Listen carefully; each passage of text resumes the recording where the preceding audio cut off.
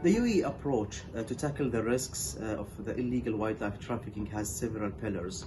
We look at the law and the regulations to ensure that these illegal activities are criminalized and serious actions are taken against those actors. It's also rely on a lot of engagement with the global parties. For example, the UAE signed the CETA's convention back in the 1990. In 2005, we have achieved Category 1 in this, which reflect our commitment as a country to combat illegal wildlife trafficking. We are also engaging very, I would say, deeply with different global, I would say, conventions like the World Wildlife Fund, the Cheetah Conservation Fund, as well the United Nations Sustainable Development Goals, which we are committed to as a country. For example, one of these goals, goal number 1 regarding the poverty, and this is the most repeated recommendation in regard to tackle illegal wildlife trafficking. Also, the third part or aspect is through the role of the private sector in this regard.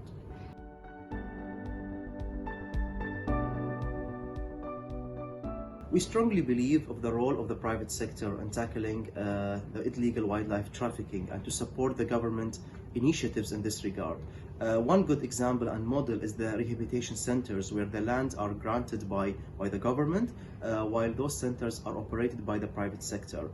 Also, the role of the logistics centers or the logistic and cargo companies, the airlines, is crucial. Through the Public-Private Partnership Committee as well, and as a chair of the committee, this remains on the top of our agenda. We ensure that we discuss with the private sector the different or the various trends and typologies used, and to ensure that the financial aspect of these, I would say, crimes are well understood among the sector, so we can take the necessary mitigation measures.